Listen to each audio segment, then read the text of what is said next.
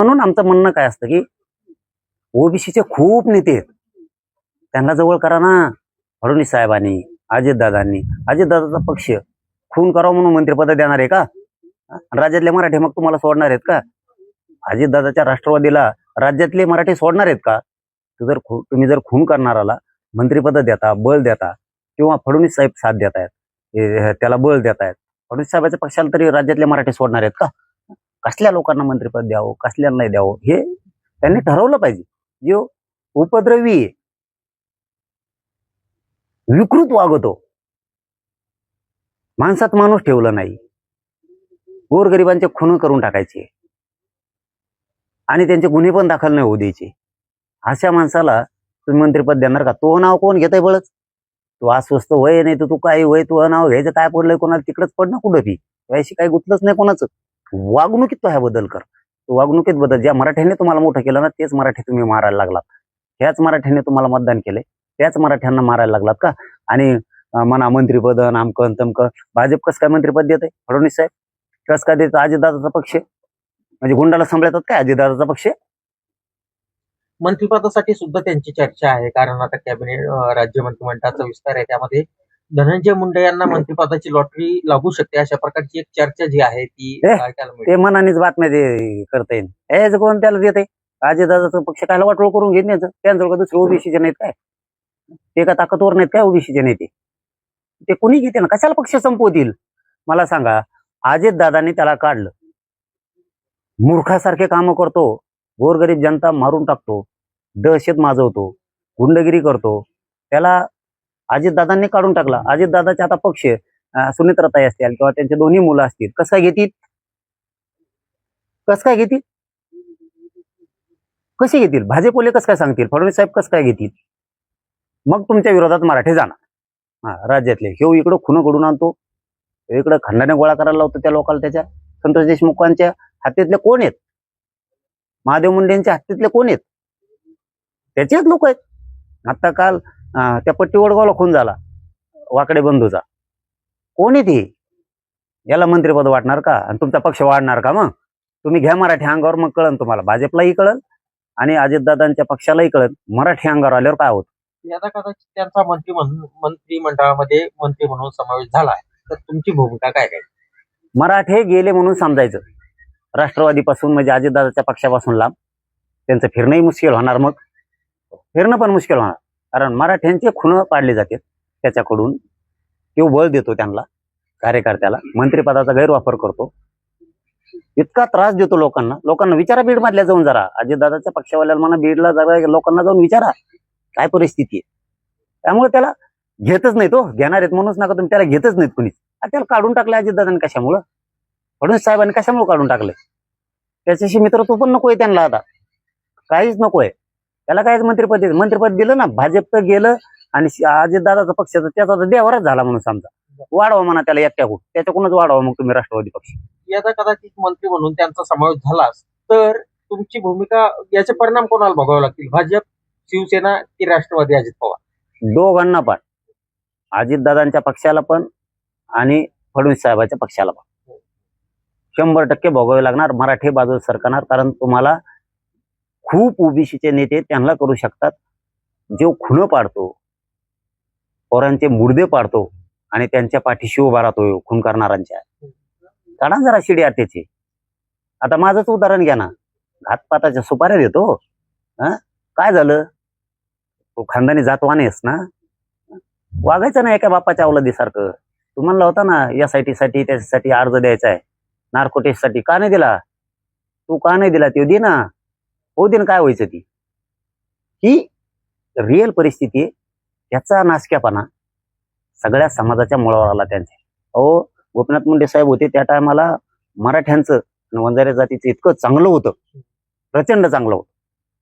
हे घाण आल्यापासून यांनी त्याला लाभार्थ्या टोळ्या गुंडाच्या त्याच्या बनवल्या आणि गुन्ह्या गोविंदाने नांदणारे वंजारी आणि मराठी यांच्यात दरी निर्माण केली यांनी. याच्यामुळं आमचे लोक त्यांच्या जातीवर प्रेम सुद्धा करेनात, माया सुद्धा करेनात, फक्त याच्यामुळं. गोपीनाथ मुंडे साहेब होते त्या काळात असं नव्हतं. मग हे आल्यावरच कसं काय झालं? यांनी मराठ्यांकडून निवडून मराठ्यांचंच वाटोळं केलं. त्याला पक्ष राष्ट्रवादी जवळ घेणार म्हणजे राष्ट्रवादी लय सुईचं जाऊ देणार आहे. तुमच्याकडे का दुसरे नाहीत काय ओबीसीचे? बरं, दिल्लीमध्ये सोनम वांगचुक यांना काल परवा दिवशी दवाखान्यात भरती करण्यात आलेलं आहे. त्यांचं आंदोलन सुरू होतं. आज आंदोलन पुन्हा चिघळलेलं आहे. संसदेकडे विद्यार्थ्यांनी कूच केलेली आहे. त्यांना रोखण्यात येत आहे. लाठीचार्ज करण्यात आला आहे. या सर्व घटनेबद्दल काय प्रतिक्रिया आहे? एक तर हे बघा, आंदोलन जर लोकशाही मार्गाने चाललंय तर सरकारला काहीच हरकत नाहीये. एक माणूस जवळ धरण्यापेक्षा मी 4-5 दिवसापूर्वी सुद्धा मीडियामध्ये हे सांगितलं की राजीनामा घ्यायचाच ना, का सांभाळायचं एवढं? काय मोदी साहेबाला काय विशेष आहे एवढं? अमित शहा साहेबाला काय विशेष आहे एवढं? किती योग कोण आहे त्या परधनाला त्याला काढायचं काय? कशामुळं आवडीतं तुम्ही विनाकारण? जर करोडो लेकरांचं राज्यातल्या वाटोळं झालंय तर ते सुद्धा मतदार आहे तुमचा, त्या लेकरांचं वाटोळं होतंय तर तुम्ही ते होऊ नाही द्यायला पाहिजे. ते माझं ठाम मत आहे त्याबद्दल. केंद्रीय शिक्षण मंत्री धर्मेंद्र प्रधान यांच्या राजीनाम्यासाठी आंदोलन सुरू आहे. व्हायला पाहिजे की नाही राजीनामा? का नाही व्हायला पाहिजे तेच म्हणतो ना मी. का नाही घ्यायला पाहिजे? का सांभाळायचं? जर पोरांचं वाटोळं झालं देशातल्या तर मोदी साहेबांनी 100% त्याला त्या पदावरून हटवलं पाहिजे. 100% हटवलं पाहिजे. आज आंदोलकांवर लाठीचार्ज झालेला आहे. अश्रू धुवायच्या नळकांना देखील फोडला गेला. आंदोलन चिघळण्याचा प्रयत्न केला गेला असं बोललं जातं. आणि मी एक सांगतो की आंदोलन दडपणं हे काम सरकार कधी पण करतं. आजच नाही, तिथून पाठीमागचे अनेक अनुभव आहेत की सरकारच्या वतीने ती गोष्ट होतीच. 100% ती केलीच जाते. आपण ठाम राहायचं असतं, आपण लढायचं असतं, आपण अन्यायाच्या विरुद्ध लढायचं असतं. आणि देशातल्या लाखो लेकरांचं जर वाटोळं झालं असेल तर सरकारनं सुद्धा त्या मंत्र्याचा राजीनामा 100% घेतला पाहिजे. अनेक ठिकाणी आंदोलनाला पाठिंबा मिळतोय. अनेक नेते अभिनेते असतील, सेलिब्रिटीज असतील, सगळे चेतन, आम्ही बोलतो म्हणजे सातच आहे ना, म्हणूनच बोलतो ना. म्हणजे आपला पण या आंदोलनाला पाठिंबा. सात आहेच ना, नसतं तर आम्ही बोललोच नसतो ना. कारण ते वयस्कर आहेत बसलेले. काय नाव आहे? ते सोनम भाऊ बसले, ते अवयस्कर आहेत. त्यांना साथ दिली पाहिजे सगळ्यांनी. आपल्या सोबत असणार. हो, ते वयानं जर इतके वयस्कर आहेत आणि उपोषण करतायत तर सरकारने विनाकारण त्यांच्या हालापेक्षा नाही केल्या पाहिजे. त्यांचं म्हणणं काय, चर्चा केली पाहिजे सरकारनं. त्यांचा तोडगा काढायचा प्रयत्न केला पाहिजे. त्यांचं वय खूप आहे. वयस्कर माणूस आपल्या देशात जर गोरगरिबांच्या लेकरासाठी उपोषणला बसतोय तर त्याची चर्चा करून दखल घेतलीच पाहिजे. इतकं बेदखल करायचं काम सरकारकडून नाही झालं पाहिजे. आंदोलकांनी आज संसदेवर जाण्याचं सांगितलं होतं.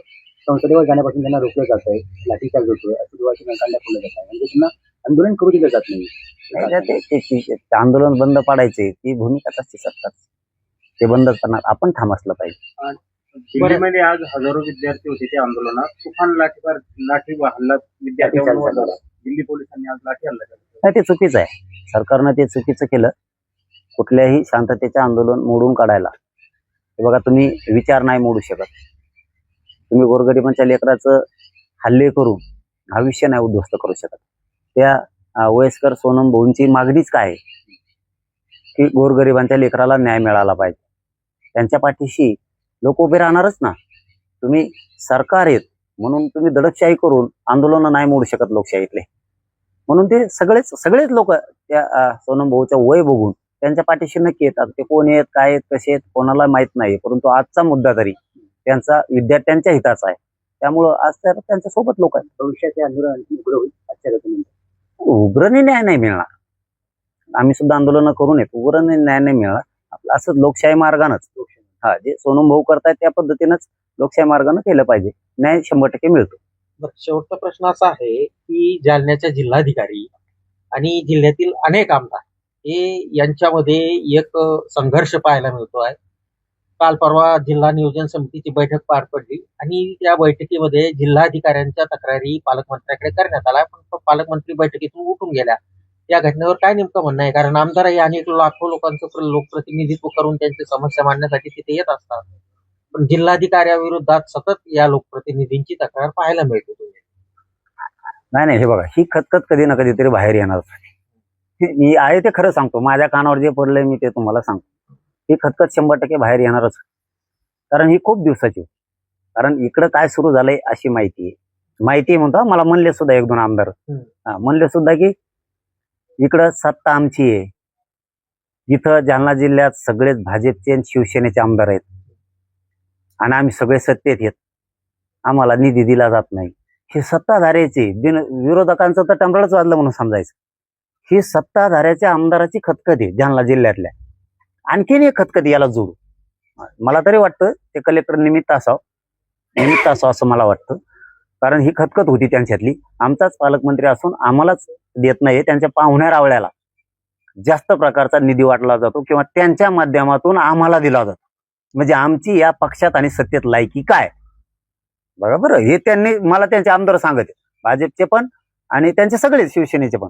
तेही म्हणतायत पालकमंत्री आमचा, सत्ता आमची आणि आम्हाला निधी सगळे सोयरे पाहुणे रावळे त्यांच्याकडे दिले. म्हणजे हे परळी पॅटर्न इकडे चालवायला लागलेत का काय?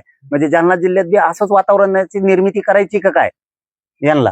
मग आम्ही तर भाजपचे आहेत ना, आम्ही तर शिवसेनेचे आहेत ना, आम्ही तर सत्तेतले आहेत. मग सत्तेतल्याला आम्हाला जर ही वागणूक असेल आमच्याच पालकमंत्र्याकडून, ही खरी खतखत आहे त्यांची. ही त्यांची, खरं सांगतो मी तुम्हाला, ही खतखत आहे. फक्त त्यांना म्हणता येत नाही वाटतं की पालकमंत्रीच जाणून बुजून आम्हाला सगळ्याला डावलतोय. पालकमंत्र्यांनी त्यांच्या सगळ्या जालना जिल्ह्यातल्या सगळ्या सोयऱ्यालाच दिलंय असं त्यांचं म्हणणं आहे. आता खरं खोटं आहे ते त्यांनी तपासलं पाहिजे, पण असं म्हणलं जात आहे. आता शक्यतो मला त्यांच्याबद्दल वाटतं की बहुतेक ते जे परळी पॅटर्न म्हणते ती इकडे राबवायला सुरुवात केली ते मला नाही वाटत. कारण ते एक गोष्ट त्यांच्यात आहे पालकमंत्र्यात की ते अहंकारी आहे, पण असं खुनशी फिनशी नाहीये. म्हणून वाटतं की केलं नसल. पण खऱ्या चर्चा हे आहे की आमदारांच्या सगळ्या सत्ताधाऱ्यातल्या आम्ही सत्तेत असून, आमचाच पालकमंत्री असून सुद्धा आम्हाला निधी मिळत नाही, कामं जाणून बुजून दिले जात नाहीत. कामं दिले जातात पण त्यांच्या सोयऱ्याला. मग याच्यात पक्षात सोयरे कशाला आणायचे? तुमचा सोयरा निवडून आणणार आहे का आम्हाला? सगळ्या जाती धर्माचे लोक आम्हाला निवडून देतात असंही आमदारांचं म्हणणं आहे. सगळ्या जाती धर्माचे लोक आम्हाला निवडून देतात. बरं ठीक आहे, तुम्ही जर आम्हाला कामं नाही दिले आमदाराला, पालकमंत्र्यांनी, तुम्ही काही इथं निवडणुकीला उभा राहणार नाही, तुम्ही तिकडे राहणार आहेत, पडतो ना आम्ही. ही लय मोठी खतखत आहे भाजप शिवसेनेच्या आमदाराची. ही लय मोठी खतखत आहे की पडणार आहेत आम्ही, इथं काम नाही केलं तर आम्ही पडणार आहेत. म्हणजे आमचाच पालकमंत्री असून आम्हालाच देत नाही, त्यांच्या पाहुण्या रावळ्याला कामं देतो, तर मग पडणार आम्ही येत ना.